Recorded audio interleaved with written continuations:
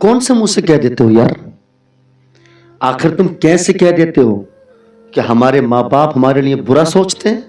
हरगिज ऐसा नहीं हो सकता, हरगिज ऐसा नहीं हो सकता। मैं आपको एक वाकया सुनाऊं।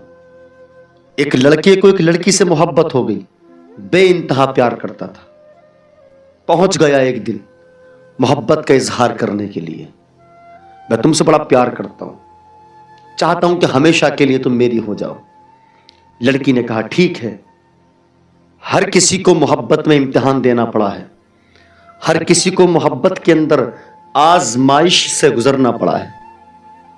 क्या तेरे अंदर हिम्मत है कि तू मेरे प्यार को पाने के लिए किसी इम्तिहान से गुजरे? क्या तेरे अंदर हिम्मत है मेरी मोहब्बत को पाने के लिए किसी आजमाइश से गुजरे? उसने बिना सोचे समझे कह दिया कि आप कहो तो आपके कदमों पर जान तक कुर्बान कर दूं, आप कहो तो आपके कदमों पर अपना सर काट के रख दूं। उस लड़की ने कहा हां, आजमाइश लूंगी, जरूर लूंगी। कहा हुक्म करो, क्या कहना चाहती हो? जो फरमाइश करोगी पूरा कर दिया जाएगा। उसने कहा कि अगर वाकई तो मुझे अपना बनाना चाहता है कि मैं हमेशा हमेशा के लिए तेरी हो जाऊं, तो घर जा और जाने के बाद अपनी मां का दिल ला के निकाल के दे दे। जाने के बाद अपनी मां का दिल निकाल कर मुझे ला कर दे दे। अगर तूने ऐसा किया तो मैं तेरी हमेशा के लिए हो जाऊंगी। अजीजा ने मोहतरम जरा सोचिए, उसने सोचा कि महबूबा की मोहब्बत अगर नसीब हो रही है कोई बात नहीं है। हर इम्तिहान से गुजरने का वादा किया है, हर आजमाइश को बर्दाश्त करने का वादा किया है। महबूबा के लिए इतना तो करना पड़ेगा। उठता है और आता है अपने घर के अंदर और अपनी मां पर हमला कर देता है। छुरी से मां का सीना चाक करता है और दिल निकाल कर ले चलता है उस लड़की के घर की तरफ जहां उसको जाना था, जहां जाकर मोहब्बत का इजहार करना था, जहां जाकर अपनी महबूबा के लिए नजराना पेश करना था। जैसे ही महबूबा के दरवाजे पर पहुंचा और पहुंचने के बाद दस्तक दी, अंदर से आवाज आई, आ जाओ। कौन है? कहा आपका आशिक हूं। जैसे ही उसने सुना लड़की खड़ी हो गई, लेकिन जैसे ही उसके हाथों में देखा, हाथों में खून भरा हुआ है। और जब उसने अपना हाथ सामने किया तो देखा कि हाथ के अंदर मां का दिल रखा हुआ है। अल्लाहु अकबर! इतना सुनकर लड़की की चीख निकल गई और कहा, ऐ नादान, तुझे बिल्कुल हया नहीं आई, तुझे बिल्कुल शर्म नहीं आई। तू कितना बड़ा जालिम है, तू कितना बड़ा जालिम है। तुझे अपनी मां पर जरा भी तरस नहीं आया, तुझे अपनी मां पर जरा भी रहम नहीं आया। तूने मेरे कहने से अपनी मां का दिल निकाल लिया, मेरे सामने लेके आ गया है।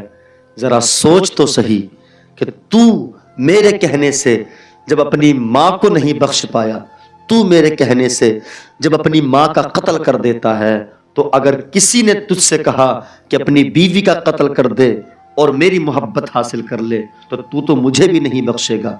जा जा नादान, तू अपने इम्तिहान में नाकाम हो गया है।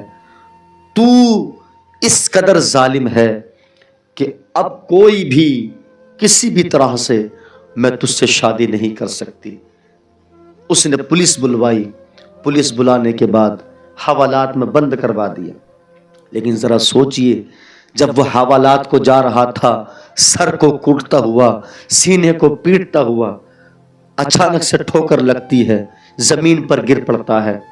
जो दिल मां का उसके हाथ में था, उस दिल से आवाज आती है, बेटा कहीं तुझे चोट तो नहीं आई है?